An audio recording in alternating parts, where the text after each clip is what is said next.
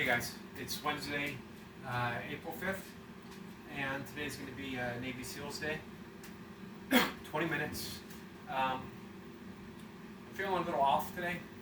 I have been for a couple days. My sleep has been off, disturbed, and not sleeping too deeply, which of course interferes with recovery, so I think that's the big issue. I take my heart rate every morning, as well as my blood pressure. It's a gauge to see where you are overall health-wise, overall training-wise. Usually my heart rate is from a low of 44 to a high of 48, 49 in the morning. The last couple mornings has been like 51, 53, alternating 53, 54 this morning. So a little high for me.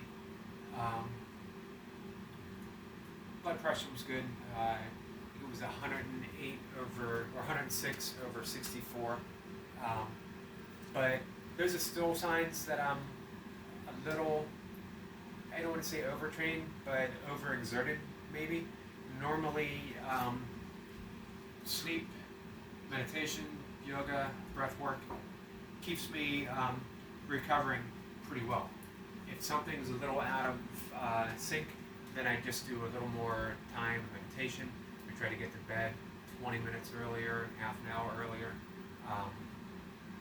Watch my diet a little bit more, a few more calories, sometimes a little less calories, just to speed up the metabolism a little bit. All little things that you can do to tweak. A little more time in meditation, another extra session of breath work, extra session of yoga. So I need something. We'll see how it affects my workout today. I'm pretty sore, and again, I'm just feeling off. My breathing pattern just doesn't feel aligned as it normally does. So 7 reps a minute for 3 minutes is the goal for this session. I hit it last time. Definitely wasn't easy. Not much time following. So I'm sort of gauging when to approach my 6s. Technically I'm supposed to do 3 minutes for 7 reps a minute, and then a minute of 6 thrown in before I go into 5s. We'll see. I'm thinking this time around I might do 2 minutes of each, 2 sessions of each phase before I go up to the next minute.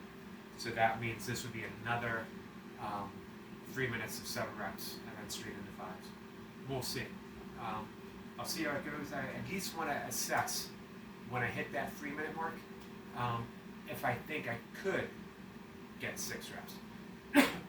You know what I mean? I at least want to pause, think about it, be mindful of what's coming up. Maybe I'll go for it. The way I feel now, it's doubtful, but either way, 3 minutes at 7 reps a minute is all I'm supposed to get. Alright, I got my clock set. Hit the go button.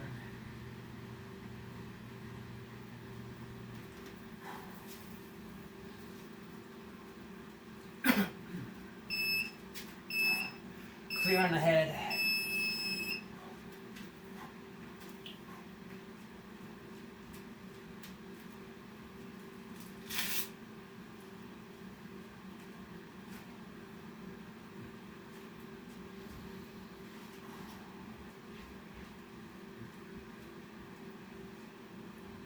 Congratulations to Paul from Oregon, hitting 113 Navy SEALs today, a 1 rep PR.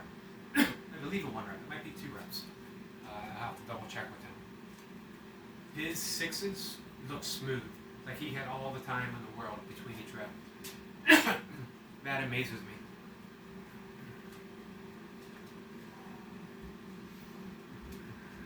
Alright, getting ready.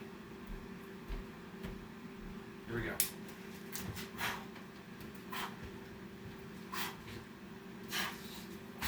1.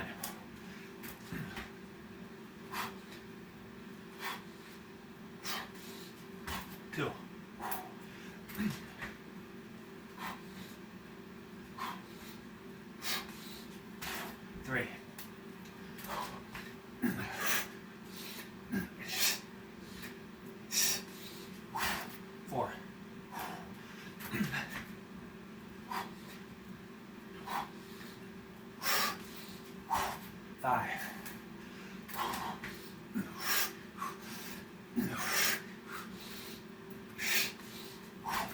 6.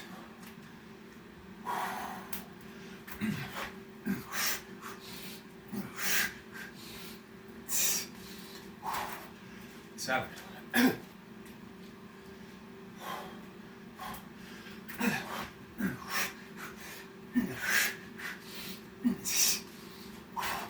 1.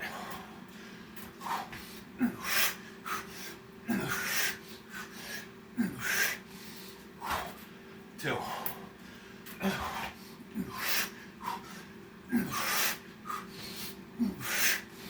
3.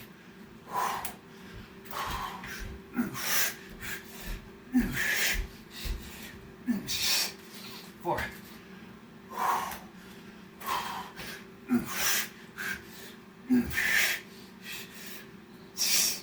5.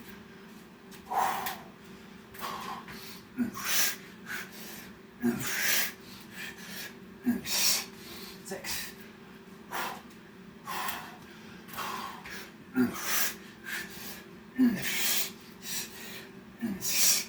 7.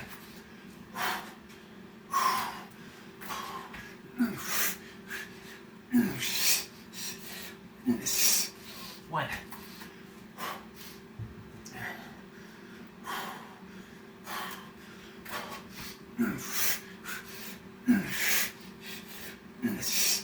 2.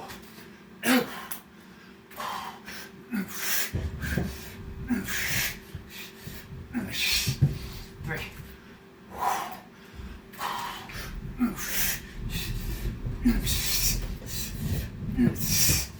4.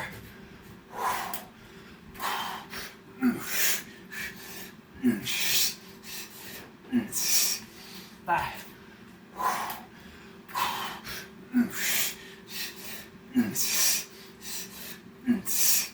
6.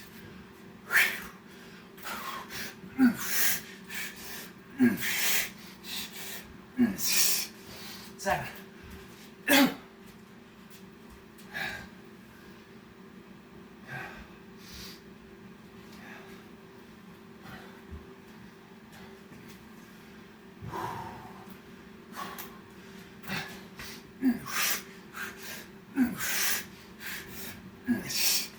1.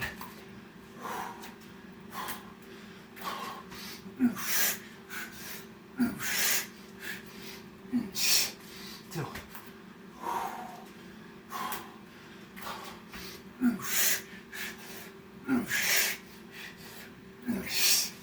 3.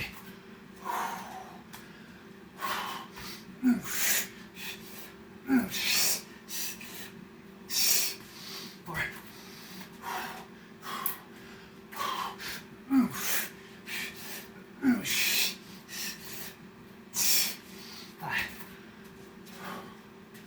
5.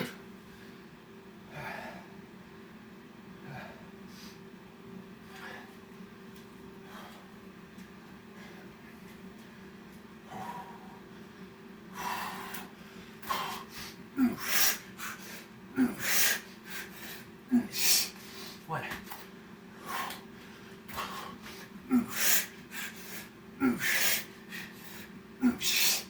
2.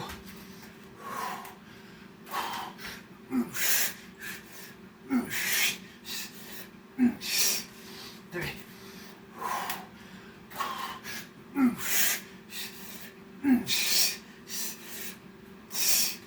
4.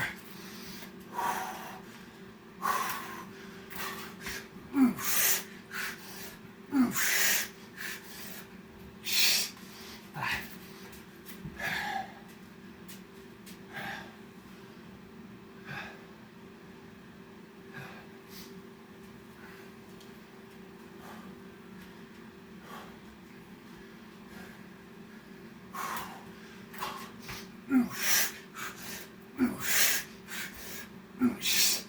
1.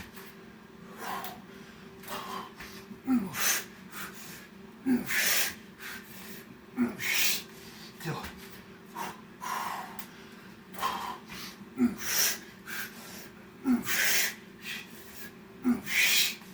3.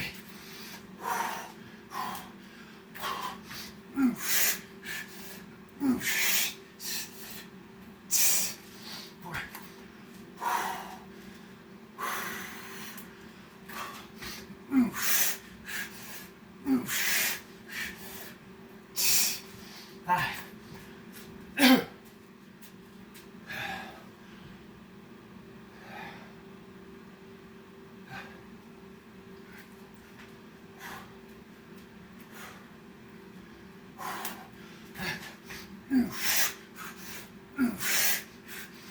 One.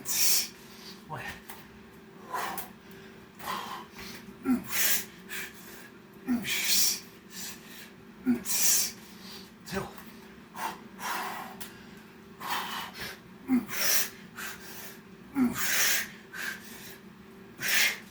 Three.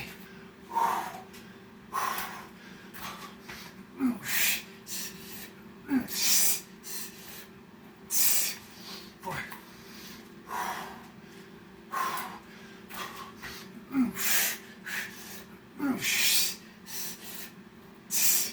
Five.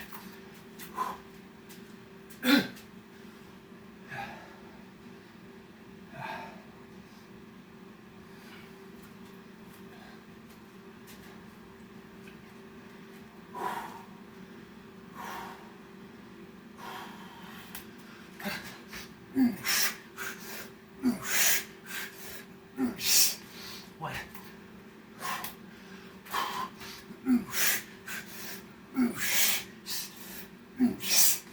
Two.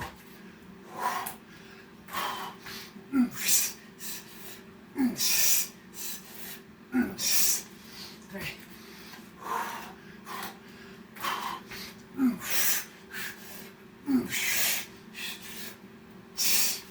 Four.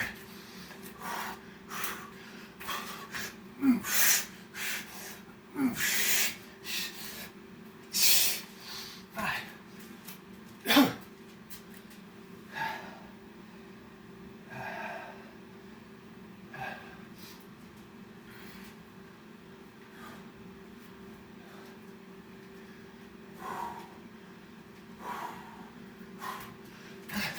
One.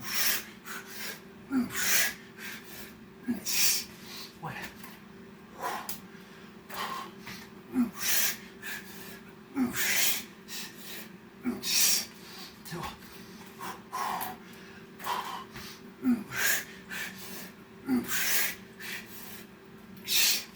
Three. Four.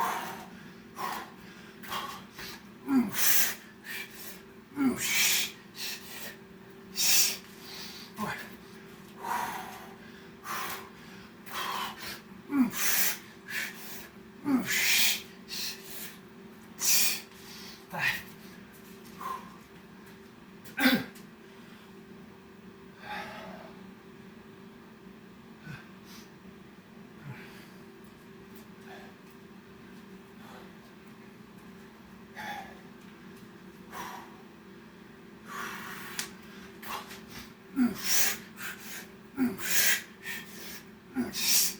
One.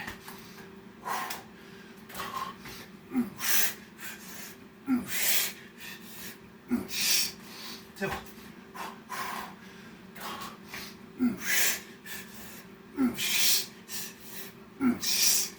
Three.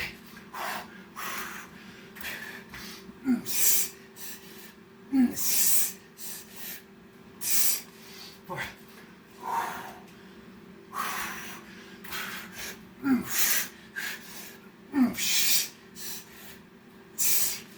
Five.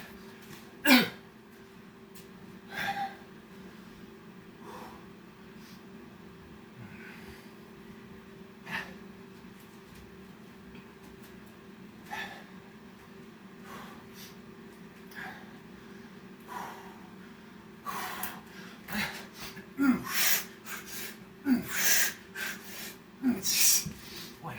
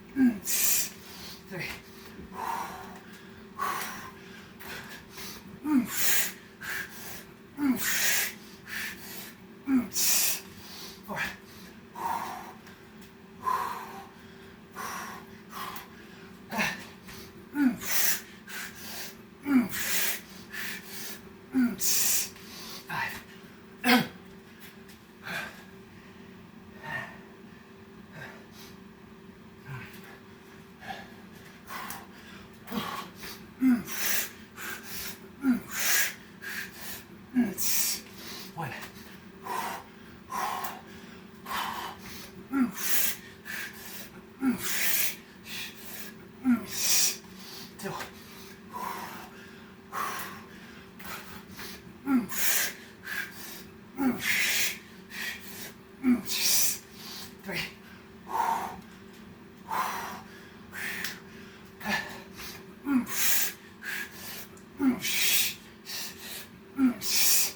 Four.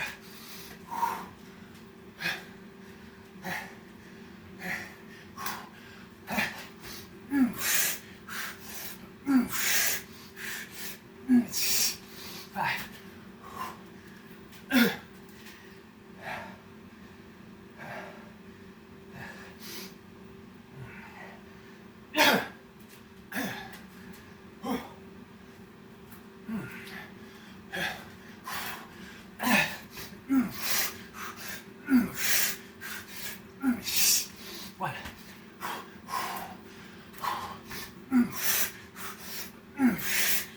One.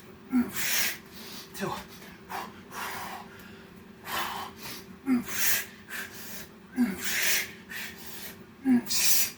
Three.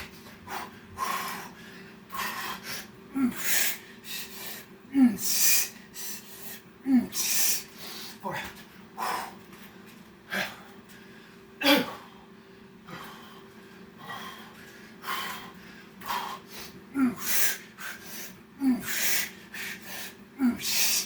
Five.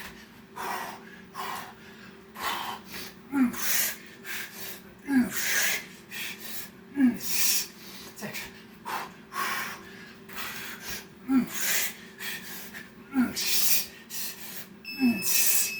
Seven.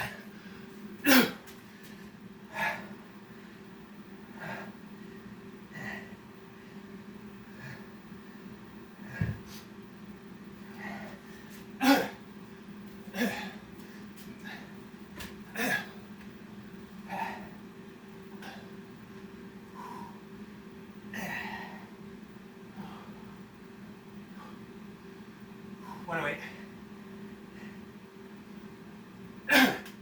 Believe the third time in a row.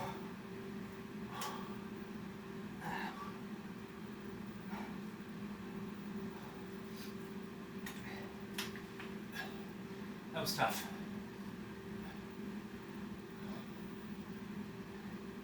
I like the seven, so once again, too many for me for right now. For threes. Oddly, twos were tough, but they felt okay. I was able to recover, bank some time in with my fives, get some extra sixes. Now, 3 minutes took me right to the bottom of the minute, the top of the minute. So I had no room for anything. Of course, I was considering sixes, but there was no actual consideration. I had to go to the fives. I took 10 seconds, maybe a little more, to recover, and then I started getting fives.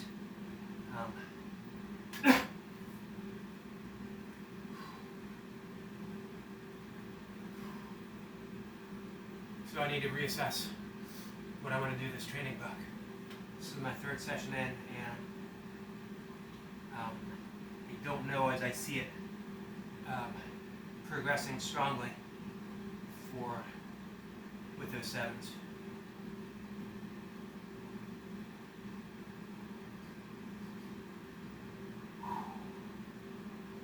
Which is okay. Sometimes it does, sometimes it doesn't.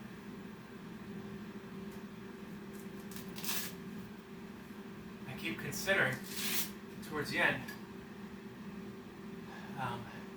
daring to grab a sip of water, clear my throat, which is tight and constricted.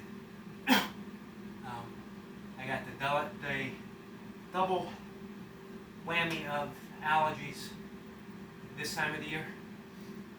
Pollen's just starting to gather, and the secondhand smoke. I don't have severe allergies, but just enough that they can be irritating. I feel them.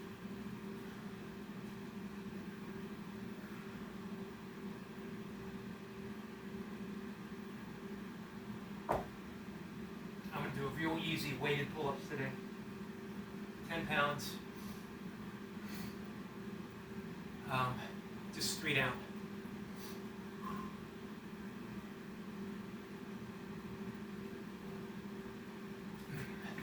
I really feel worn out.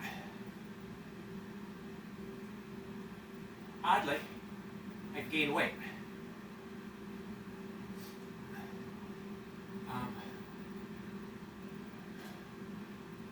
Well, if you guys remembered, I don't weigh myself often. I do recommend people weighing themselves fairly often if they're trying to lose or maintain weight, because then you can spot a trend. I know people say, don't enslave yourself to the scale. Don't go up with the numbers and down as they go down. And I agree. However, it's a useful measurement because you can see trends developing early. If you notice that weight is creeping up, you address it before it becomes an issue. You know, before you step on the scale and you notice, wow, I'm up 10 pounds. Then you have to take drastic measure. If you notice, I'm a pound or two heavier, and you watch and see, is it trending up or is it going back down? Then you're able to do something.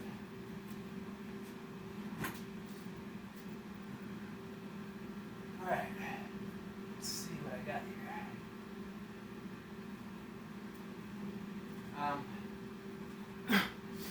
When I went into the emergency room with the Bell's palsy, this was back at the end of November, so I think the week before Thanksgiving.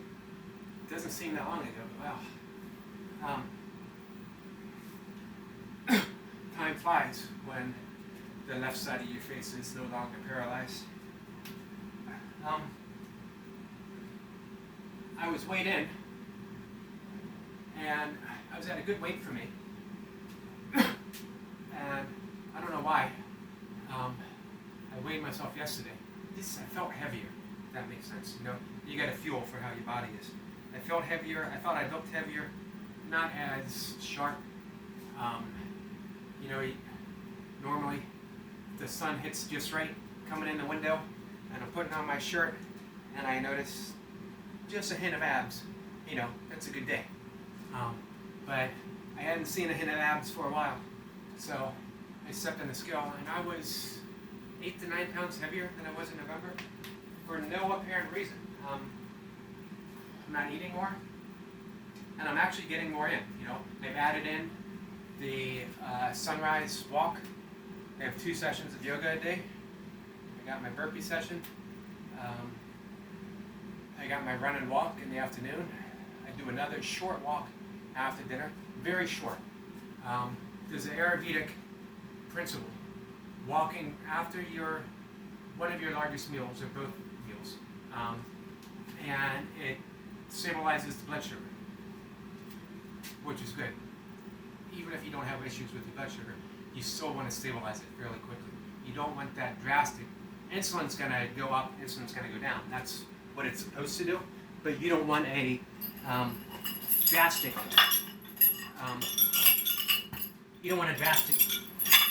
drop in it or a spike in it either.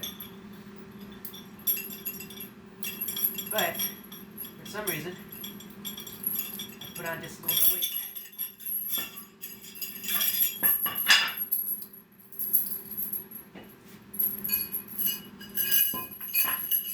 All right, I got 10 pounds on here.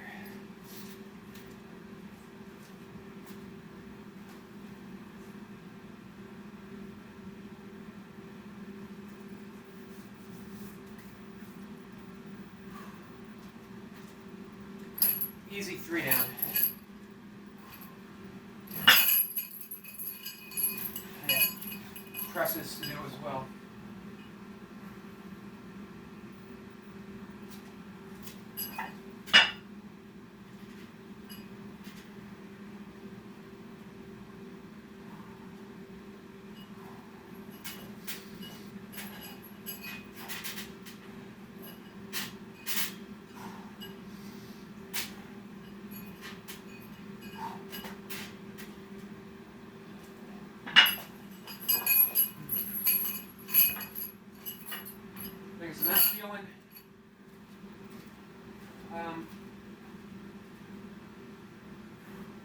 explosive today.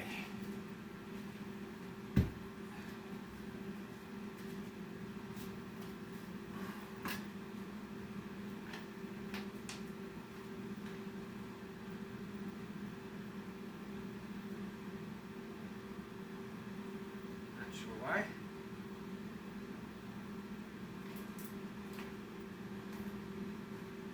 Again, I'm going to make some changes in my Navy SEAL training block. I just don't see the sense in pushing with the sevens right now. The way the last sessions have felt. Don't get me wrong, I'm happy I've been able to hang on to 108 for 3 sessions in a row, when each session has felt progressively harder.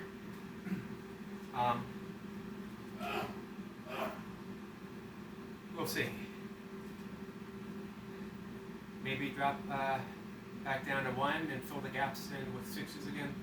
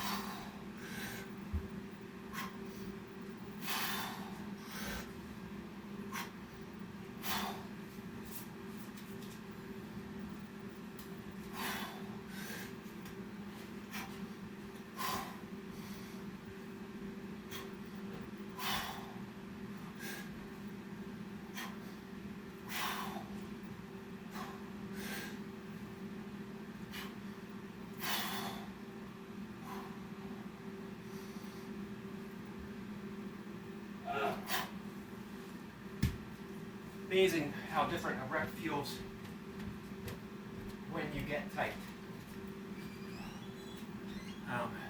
And by that I mean bracing your abs, squeezing the glutes, tightening the quads, all the way down to the feet. Your feet are gripping the floor, you're squeezing the handle. The rep will fly up. If you're loose anywhere, it's a weak link.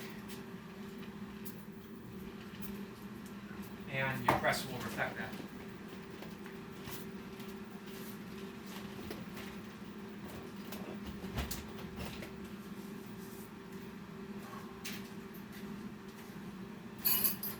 All right, just a double coming up.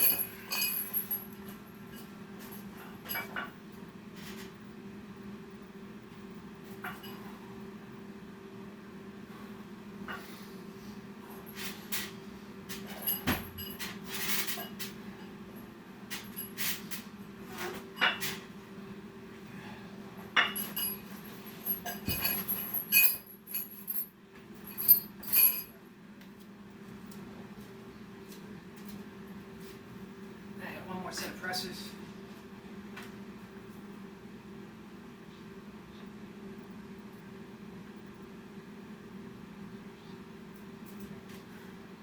I don't know if, how many of you guys are familiar with Pavel's Power to the People, one of his first strength training books.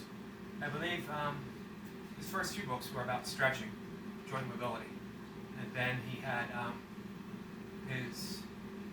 it's a classic book of strength training for the average person.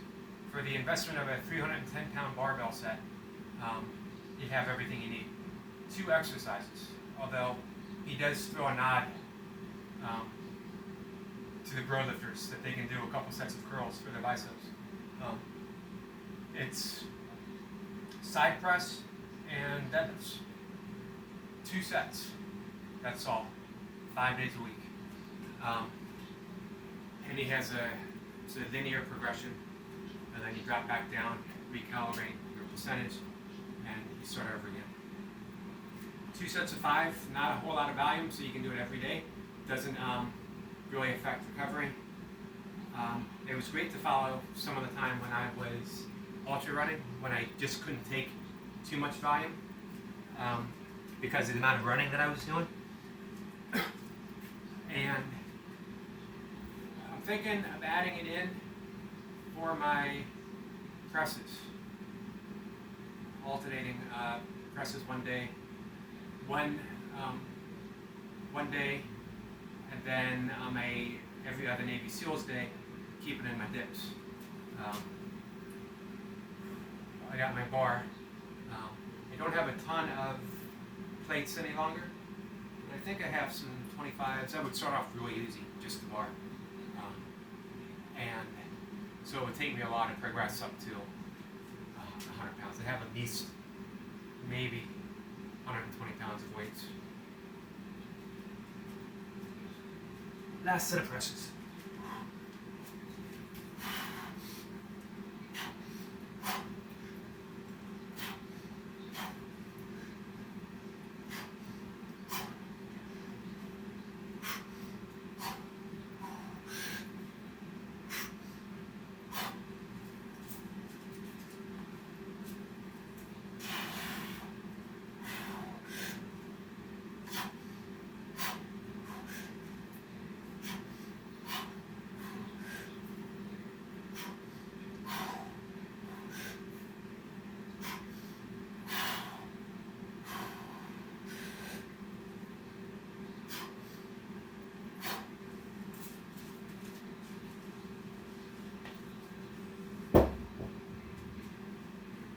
I never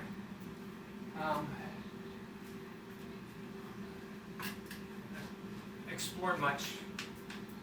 Again, Pavel recommended the deadlifts and side press. Recently, in his Strong First organization website, has been talked about, and I even think he put a book out on the bent press, which is an old-fashioned strongman lift. I've done both with a bar, with kettlebells. Don't care for them too lot. You work a lot of muscles. It's just too intricate. You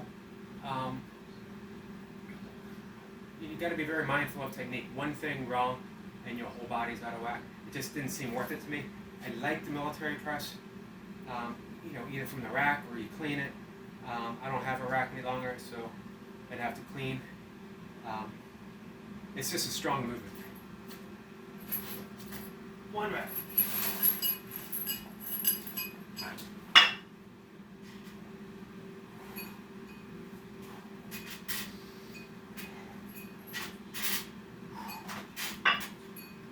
All right.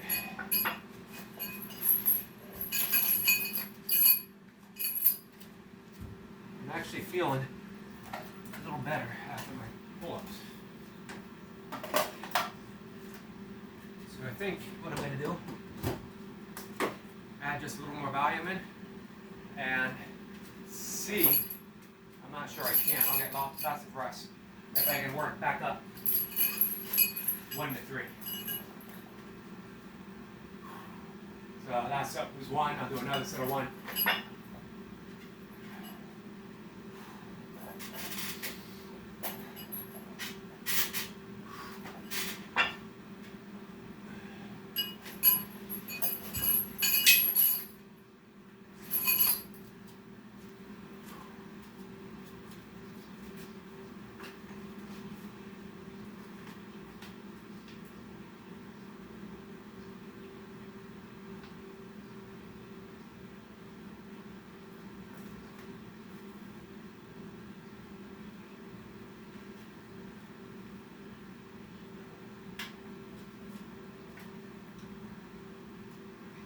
Double coming up.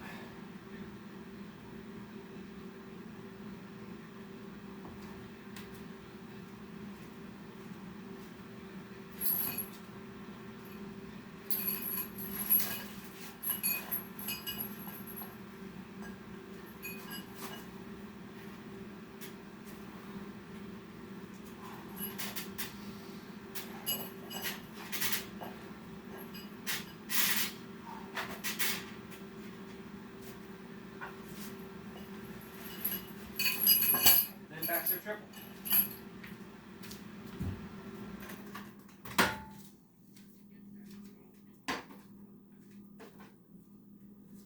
So, I wouldn't be able to do my presses facing the camera. It's not enough space. Maybe if I cleared away some of the junk that I'm not using. Of course, you know what happens. They clear away. I could do it this way. Once you clear away the junk that you're not using, you end up wanting to use it almost instantly. The only thing I really want to use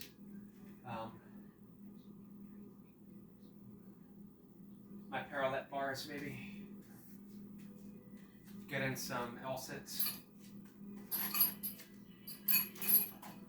Alright. Triple for the finish.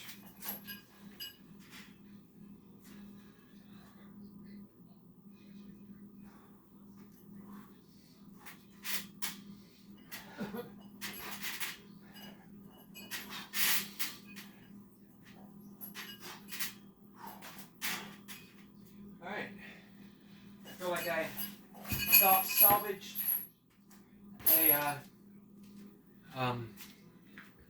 let me get this out of the way for a second. Salvaged not so great pull-up workout into a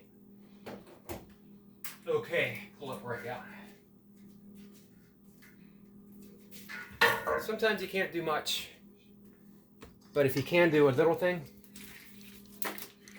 you know, just increase volume a little bit, that makes a difference. Maybe just mentally, but you know what? As far as I'm concerned, mentally makes all the difference in the world. That I know some of the issues that I had, the doctors said, well, it might be stress related. You got a lot going on, being a caregiver for your father. You're worried. You're afraid you're gonna, that he's gonna be exposed to COVID and there'll be nothing that you can do. Stress, anxiety, even with your meditation, even walking, even your breath work, even everything that you know about coping with stress. It gets to you. It's in your mind, which to me is almost a ridiculous statement. It's all in your mind, including your body. That when we say that, your body's unaffected, it's just mind stuff going on. Well, no, because I'm experiencing it in my body.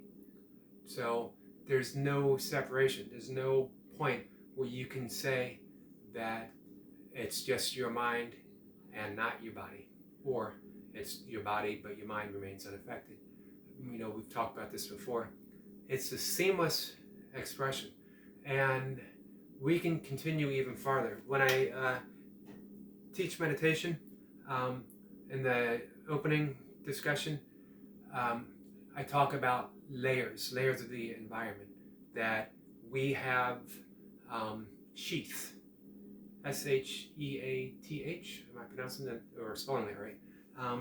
And the layers themselves are really non-existent, but we can view it that way, that we have our inner environment, and we can take that all the way down to the level of the cells. We can take that all the way down to the level of atoms, all the way down to the level of particles, and all the way down to pure vibrations, and carry that onwards, upwards, back to the cells, back to the body, back to our immediate environment, the air we breathe, the food we eat, and then greater still, the environment of the earth, the soil, the landscape itself, and then planetary, universal. It's all just, again, I don't like using the term layers, infinite layers, because it's too intimate, too connected to be a layer. We think of layers as one thing butted against the next. But that's one thing and one thing.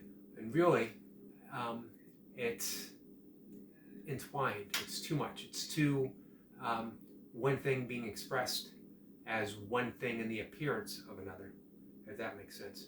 You know, again, I go back, and I always go back to the Heart Sutra and how it's stated so powerfully that it's not emptiness that becomes form, and it's not form that reverts back to emptiness. It's that emptiness is form. Is that word, and that form is emptiness. It's the same thing. So what goes on in the mind is what goes on in the body. What goes on in the body is what goes on in the environment. What goes on in the environment is what just continues onwards. So it doesn't make sense to me for a doctor in this day and age, knowing this, to say it's just in your head. Of course, it's the same body-wise. You know, when I started my set of burpees today, there was definitely thoughts of being tired, of not having good quality sleep the past few days, of my heart rate being slightly elevated, which is a sign of, again, of overtraining, overexertion, without enough recovery in between. That even my meditation seemed slightly more on the surface than the depth that I normally hit. Still a good meditation. Every meditation is a good meditation. But little signs. And I could, say, well, my mind is tricking my body into having a less than stellar session, or my body is responding in a certain way and that my mind is reacting to it. Again, it doesn't matter. It's just feedback. And it's what you do with that feedback that matters. My body, with a difficult 108 today, is telling me to modify something, change something, not to push through. There's a time to push and there's a time to ease. That sometimes we're not meant to break through a wall. We're meant to jump over the wall, or to get a ladder and climb over the wall, or to walk around the wall. There's so many choices, so many different responses. We don't need to keep banging our heads over and over and over again.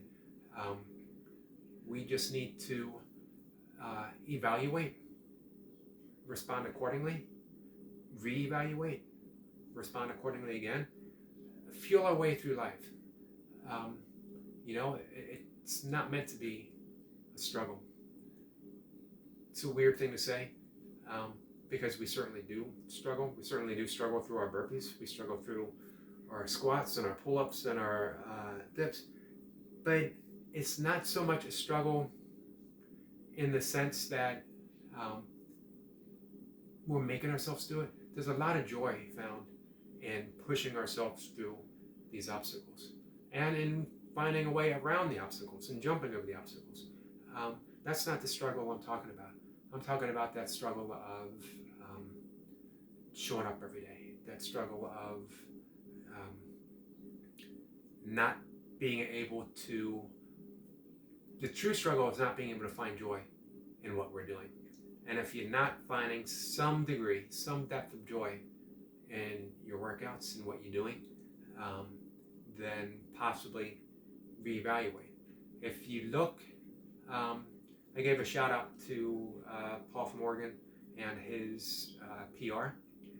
And he, in turn, earlier this morning I saw, gave a shout out to Tony Han, still in the game.